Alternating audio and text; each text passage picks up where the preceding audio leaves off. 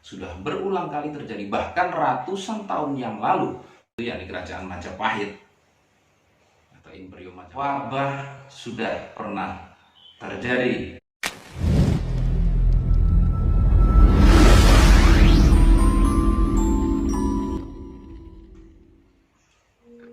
Assalamualaikum warahmatullahi wabarakatuh. Salam budaya. Selamat datang sedulur di channel saya Purbo Sasongko. Dan tetap tersenyum, karena senyum adalah pintu menuju bahagia. Saya ingatkan, apakah hari ini Anda sedulur semuanya sudah melakukan cuci tangan dengan sabun atau dengan hand sanitizer? Karena itu adalah salah satu upaya pencegahan penularan virus corona atau COVID-19. Oke sedulur, hari ini kita akan memposting sebuah video, tepatnya monolog dari saya. Bukan liputan-liputan, akan tetapi saya ingin menceritakan bahwa apa yang terjadi di negeri kita kali ini, juga di belahan dunia yang lain pada hari-hari ini, yakni merebaknya wabah corona. Bahkan Badan Kesehatan Dunia sudah mengkategorikan ini sebagai pandemi. Tidak hanya terjadi kali ini, akan tetapi sudah berulang kali terjadi, bahkan ratusan tahun yang lalu, ketika Nusantara ada di bawah kekuasaan kerajaan yang terbesar pada saat itu, yakni kerajaan Majapahit atau Imperium Majapahit.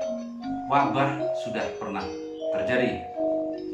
Terlepas ini nyata ataupun kisah folklore atau kisah tutur dari mulut ke mulut, akan tetapi beberapa serat atau beberapa babat mencatat bahwa di era Majapahit pun pernah terjadi wabah penyakit yang luar biasa.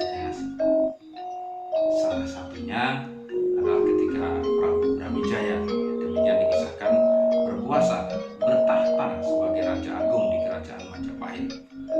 Dikisahkan di ujung kekuasaan beliau, salah satu pusaka sifat kandel atau keris yang menjadi koleksi kebanggaan kerajaan Majapahit ini berulah. Keris ini namanya Condong Campur, keris Kanjeng Kiai Condong Campur. Ada yang menyebut keris ini berbilang lurus atau semacam keris jala, ada juga yang menyebut keris ini berluh tujuh.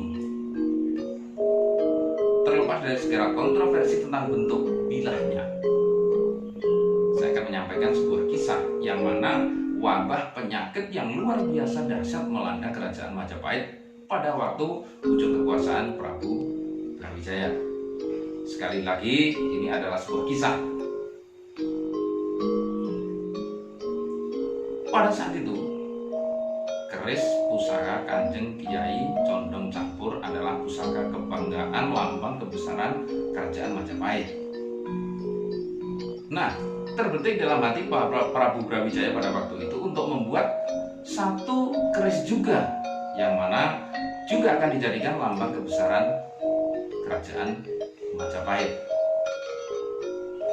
Keris yang kemudian dibuat ini merupakan sebuah keris yang sangat indah, megah, terlihat gagah, dan kesan mewahnya sangat terasa. Anda pecinta keris pasti sangat memaklumi. Keris ini adalah Kanjeng Kiai Sabuk Inten.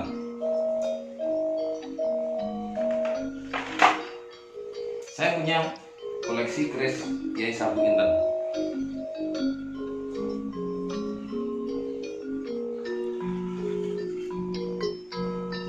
Seperti ini dapurnya, dapur keris Kiai Sabuk Inten. Ini agak saya dekatkan, tangguhnya Belambangan, jadi seusia barangkali dengan Majapahit. Beberapa ornamen atau bagian dari keris ini sudah nampak aus karena memang usianya sudah sangat tua.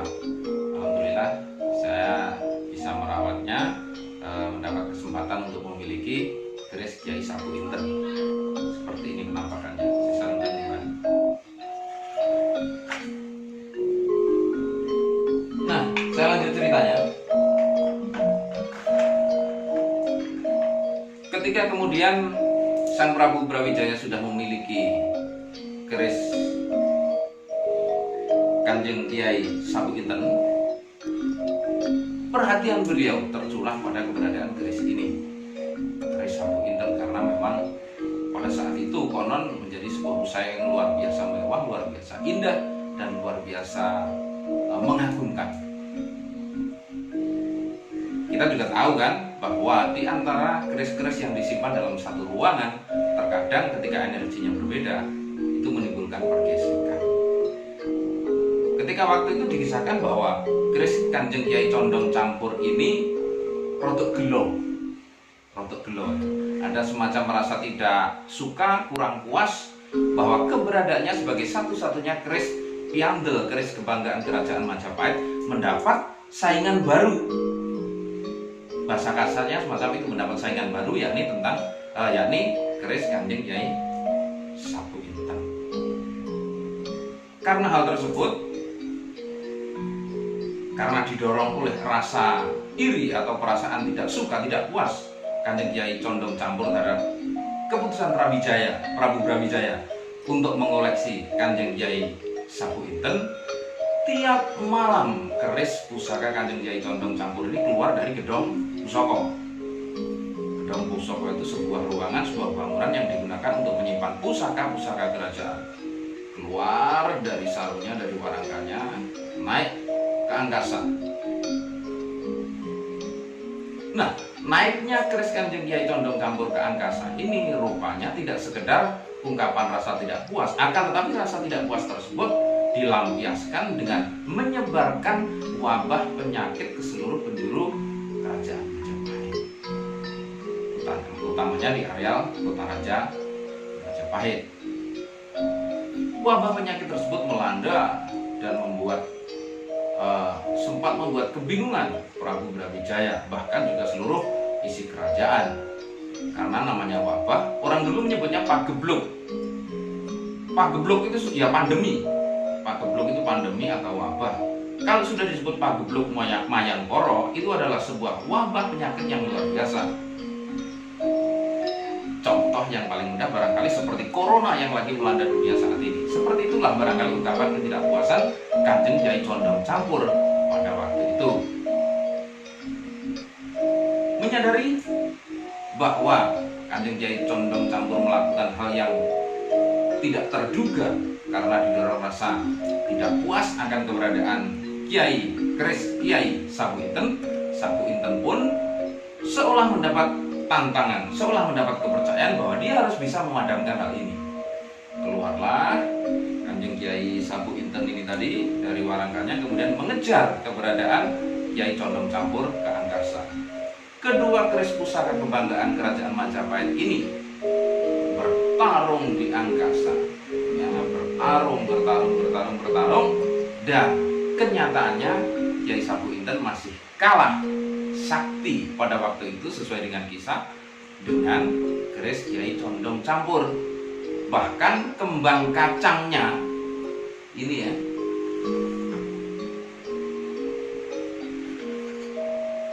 ini sebenarnya ini kan kembang kacang begini, ada semacam melingkar, ornamen melingkar seperti kembang kacang, makanya disebut kembang kacang. Karena kalah dari keris Kiai Condong Campur, kembang kacang dari keris Sapu Inten tersebut sampai rompal atau rempel. Nah, pagebluk masih terus berlanjut, wabah penyakit masih terus melanda, bahkan sampai sempat membuat pusing seluruh isi Kerajaan Majapahit. Pada waktu itu, kemudian menurut kisah, Sinuwun Prabu Brawijaya mengutus Empu Supo. Empu Supo ini sangat terkenal sebagai salah seorang pembuat keris yang luar biasa brilian di era Kerajaan Majapahit. Kemudian pada waktu itu Empu Supo melalui sebuah tirakat dan lain sebagainya membuat sebuah keris pusaka dari biji besi atau dari besi yang diberikan oleh Kanjeng Sunan Kalijogo. Bahkan konon keris yang diberikan bahan besi tersebut adalah cis, atau cis itu ujung tongkat Kanjeng Nabi Muhammad ketika membebaskan. keris yang dibuat oleh Empu Supo tersebut dinamakan Kanjeng Kiai Sengkelat atau keris Kiai Sengkelat. Nah, keris Kiai Sengkelat itu pada waktu itu kemudian ditugaskan untuk mengejar keberadaan keris Kanjeng Kiai Condong Campur. Nah, baru ketika Kanjeng Kiai Sengkelat sudah meluncur ke angkasa, kemudian bertarung dengan Kanjeng Kiai Condong Campur, Kanjeng Kiai Condong Campur bisa dikalahkan. Karena kalah bertanding dengan Kanjeng Kiai Sengkelat, langsung melambung lebih tinggi lagi Kanjeng Kiai Condong Campur, melesat dengan mengeluarkan kutukan bahwa sekian ratus tahun sekali keris Kanjeng Kiai Condong Campur akan kembali turun ke Majapahit untuk menebar wabah. Kisah tersebut kemudian dikenal bahwa Kanjeng Kiai Condong Campur berubah atau sekarang menjadi bintang berekor atau lintang kemukus yang kita kenal sudah sebenarnya sebagai komet Halley yang memang kemunculannya sekian ratus tahun sekali. Setelah Kanjeng Kiai Condong Campur kemudian melesat pergi dari wilayah angkasa Majapahit karena kalah bertanding dengan Kanjeng Kiai Sengkelat, wabah penyakit pagebluk mayangkara yang menimpa kerajaan Majapahit pun sirna. Majapahit menjadi ayem tentrem, kawulanya menjadi sehat walafiat kembali. Ada sebuah hal yang pantas kita pelajari, bahwa ketika segala sesuatu yang buruk sedang menimpa sebuah negara seperti yang kita alami sekarang ini, yang harus kita lakukan adalah bersatu melawan hal buruk yang menimpa negara tersebut. Apabila saat ini negara kita sedang tertimpa wabah corona, seperti halnya kebersamaan Majapahit dengan Kanjeng Kiai Sengkelat yang bersatu padu menghalau keris Kiai Condong Campur sebagai sumber wabah, kita pun juga demikian, harus bersatu padu mendukung pemerintah, mendukung negara dalam rangka untuk menghancurkan, melawan, dan membasmi serta memutus mata rantai penularan virus corona. Kisah ini pernah terjadi di era Majapahit dan terulang di era kehidupan kita yang sekarang. Mari berdoa kepada Gusti Allah Subhanahu wa taala, Gusti kang nguruping dumadi, semoga Indonesia, semoga kita, semoga keluarga kita, kawan-kawan kita, saudara-saudara kita semuanya terhindar dari wabah penyakit yang mengerikan ini. Terima kasih sudah berkenan menyimak video ini. Semoga bermanfaat. Assalamualaikum warahmatullahi wabarakatuh. Salam budaya. Rahayu.